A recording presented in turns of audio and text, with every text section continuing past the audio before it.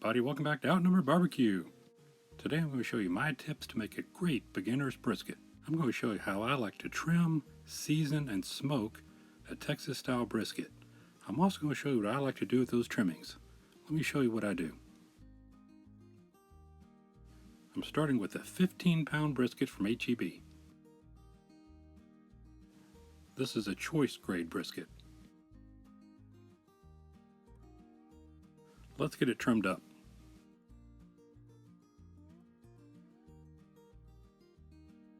We'll start with removing this big chunk of fat on the meat side called the decal fat.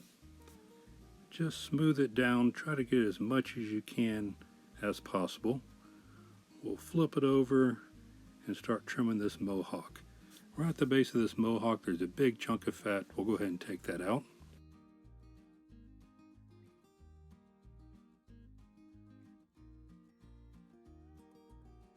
Now we'll go ahead and trim down this mohawk.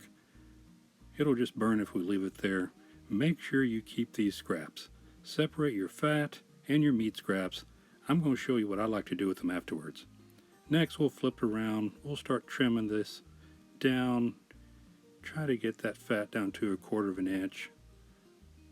Carve off all the sharp edges. Just make it round and aerodynamic. Now we're going to trace out the shape of our brisket. We want to get rid of this thin flat meat on the end, make it nice and round.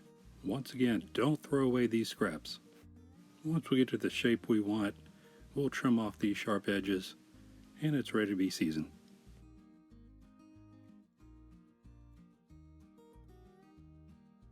Since we'll be cooking fat side up, we're going to start with seasoning the meat side. I'm using this Texas brisket rub from H-E-B. You can use any rub you want. Try to pick one that has a lot of black pepper. This brisket's already a little bit tacky. No reason to use a binder. Start with seasoning these edges. Make sure you get a good, thick, even layer of coverage all over.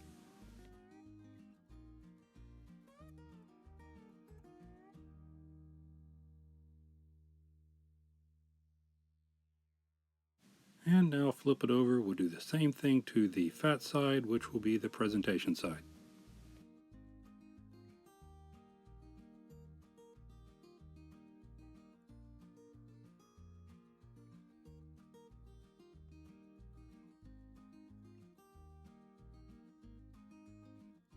This is looking pretty good. Let's get it out on the smoker.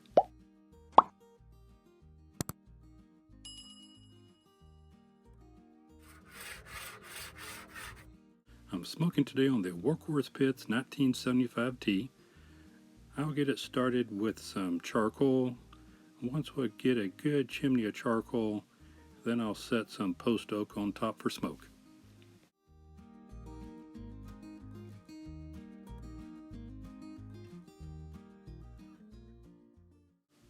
I'll be smoking at 250 degrees. I'll place the brisket furthest away from the fire with the point, the thick side, facing towards the fire.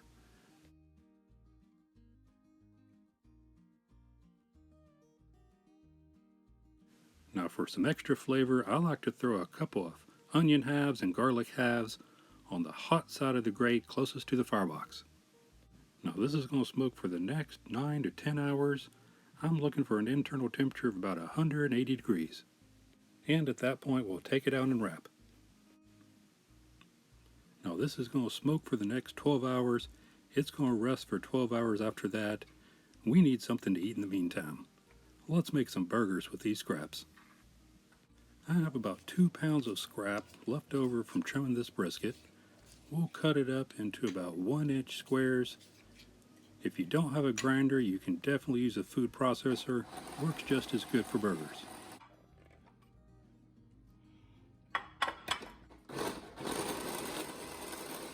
Now that the meat's all ground up, let's make some patties. I'm going to make about half-pound burgers. We'll roll this up into about a baseball-sized meatball, press it down into a nice patty. This ought to give us 4 or 5 good-sized patties. We're going to smoke these on the pit for about 30 minutes, then sear them on a cast iron griddle. It's going to be a great burger.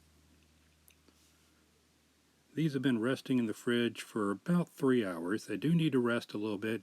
If you tried to cook them right after you're formed them, they'd probably fall apart. I'm just seasoning with salt, pepper, a little bit of garlic. Now let's get these out on the pit.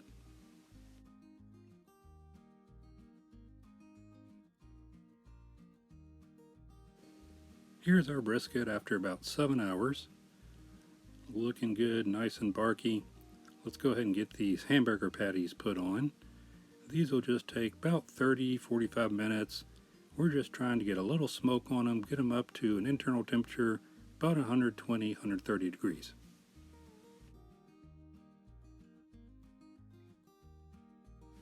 After about 30 minutes, these burgers have reached an internal temperature of about 130 degrees. A little darker, that mahogany red color. I'll scoot some of these coals to the back of the firebox, put this cast iron skillet on top, screaming hot, 580 degrees. Let's sear some burgers.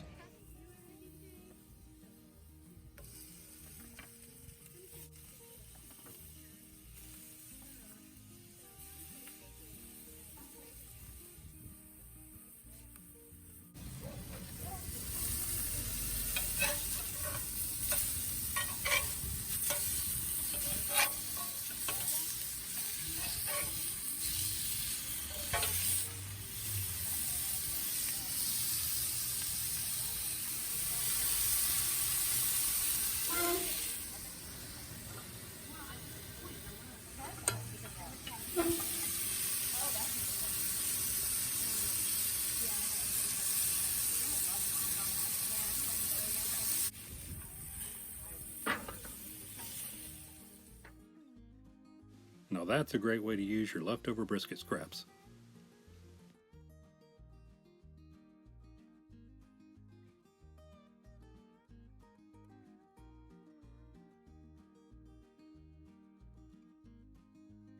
And here we are after 9 hours. The brisket has reached an internal temperature about 184 degrees. I'm going to go ahead and pull it off. We'll wrap it up, put it back on the pit, finish the cook. Start with using a piece of this pink butcher paper. Spray it down with some water so it's pliable. I'll add some parquet butter on top. A little extra brisket rub can't hurt. And we'll wrap it up.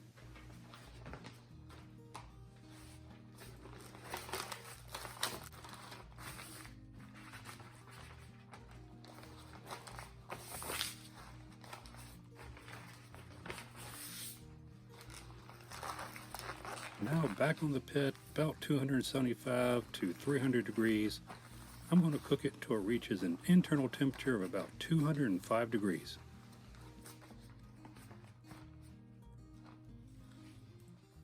After about 12 hours total, I pulled the brisket at 205 degrees. It's been resting here on the countertop about an hour and a half, down to 150. Now I'm going to put it in a 150 degree turkey roaster, let it rest overnight.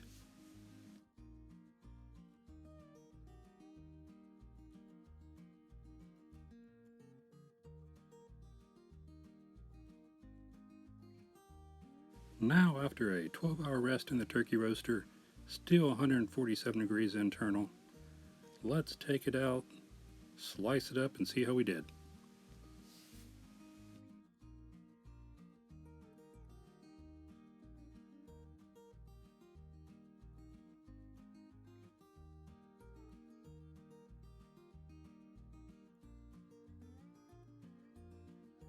Nice dark bark, nice and jiggly. Let's cut it right down the middle.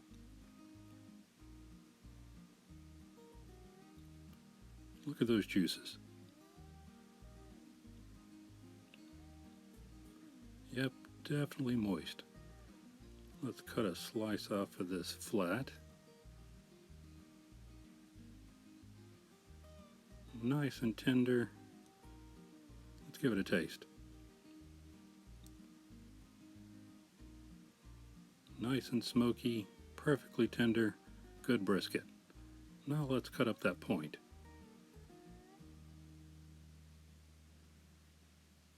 Yep, definitely moist. Nice fat rendering. Let's cut a slice.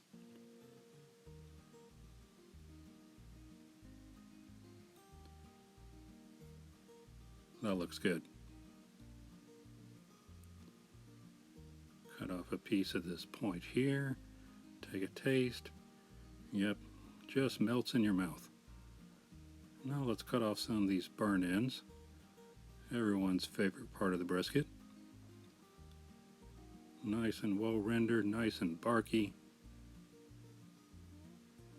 Cut a few bite-sized pieces here. Here's the best bite of the whole brisket right here. Yep, that's really good. Well, that's how I like to make brisket. Go ahead and give this recipe a try. See if it's easy for you as it is for me. Leave me a comment, and thanks for watching.